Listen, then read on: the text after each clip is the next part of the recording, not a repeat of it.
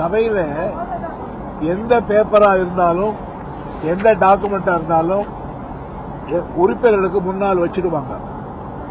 Once it has been placed before the house, then it becomes their house property.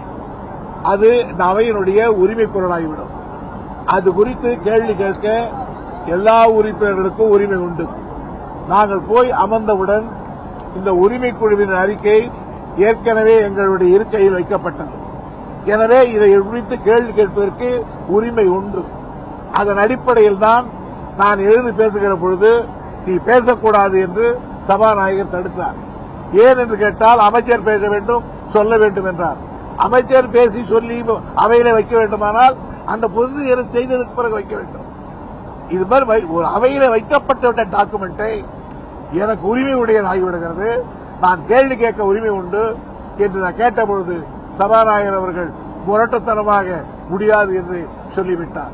ஆக மிக கடுமையான வார்த்தைகளை பிரயோகப்படுத்தி எங்கள் தலைவரை கொச்சைப்படுத்த வேண்டும் என்று அவருடைய அரசியல் அறிவுக்கு, ஆற்றலுக்கு, தகுதிக்கு, திறமைக்கு கொஞ்சம் கூட நாக்கியற்ற ஈடற்ற ஜென்மங்கள் இந்த அறிக்கையை கொடுத்திருக்கிறார்கள்.